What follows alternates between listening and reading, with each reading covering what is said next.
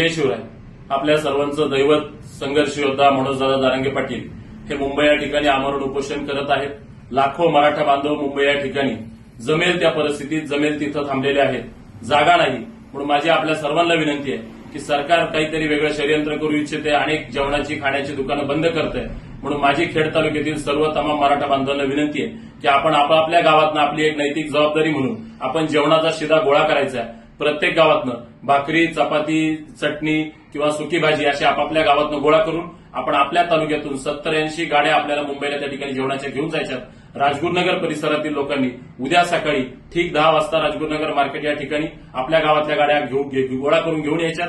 त्याचप्रमाणे चाकण परिसरातील लोकांनी खराबवाडी परिसरामध्ये खराबवाडी ग्रामपंचायतच्या समोर आपल्या गावातील गाड्या घेऊन यायच्यात. या सर्व गाड्या घेऊन खेड तालुक्यातील मराठा बांधव, मराठा स्वयंसेवक उद्या मुंबईच्या ठिकाणी जेवणाच्या शिदाचं वाटपाचं नियोजन करणार आहेत.